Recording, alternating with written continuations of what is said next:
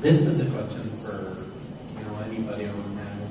So, when you have someone that maybe you have get fired or something, how can you tell that you feel that's related to disability and that firing was related to something where it was an intentional maliciousness by an individual or group of individuals?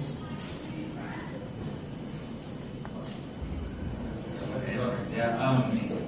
How do you? So, I'll put it in my own personal experience. So, first of all, I knew that the company had no basis to fire me for. I think it's inside this room. I'm not sure, but they have rows and shelves, and you got people in there. And at that time, when I was working there in the mid to late '90s to the early 2000s. Blockbuster was the place to be. Everybody went on a weeknight or a weekend night and got stuff. And so it was really, really busy. And I felt like for me to react in a big crowd of people with my cane on the sales floor, I just felt like it was more of a detriment to my customers and the store. And I felt like I would better serve my store being behind the counter and working one of the registers. And having one of my better sales associates out on the sales floor that could move quickly and find things and things like that. And so that was something I went directly against corporate on. I felt like I was justified. The person that I told that I was going to do it this way, which was my regional manager at that time, he didn't say, "No, I agree with, or I disagree with you. You have to be on the sales floor." He never said that. He said, "Yeah, that makes sense. I can see that." He knew me. And so it was weird, but all of those things were kind of going on at once. So when I got officially terminated, I did call a couple of human resources managers in other areas, because I had started in the Dallas area and had transferred to the Houston area.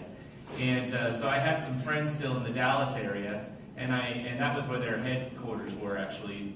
They had moved from Florida to Dallas at that time. And so I knew a person that was high up, and I talked to her, and she said, "I think you have a case of discrimination because this makes no sense." And she said, I would recommend you seek out some legal advice. So I did, and I had to apply with the Equal Employment Opportunity Commission before I could file a legal case. The EEOC, they will sometimes take on cases for individuals that might have been wrongfully terminated. They like to take on cases that they deem as a winnable case, and it brings them some recognition. So they don't usually take on many cases, but they'll usually take on one a year per state. And so I had to apply there, and then once I applied there, I filed the lawsuit against Blockbuster, and I had a lawyer that represented me. We never actually went to court. We settled out of court, but yeah, that's how it went.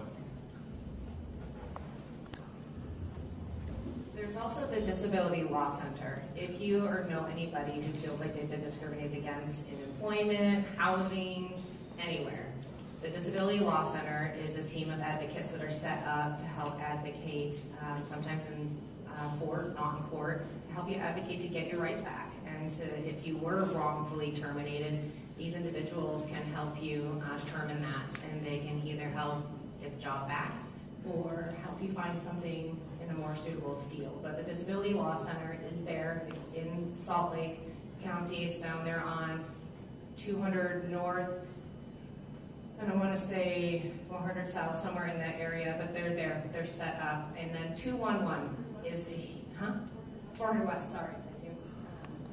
And 211, big resource. If anybody hasn't heard of 211, if you have any question about anything, just call 211 and they can help find these community resources for you.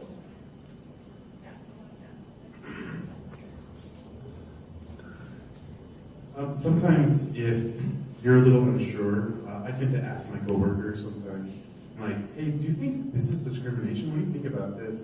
Sometimes it's nice just to get a check-in to make sure I'm not imagining things. And, often we like to check ourselves because, maybe I'm deaf, because I'm black, because I'm disabled.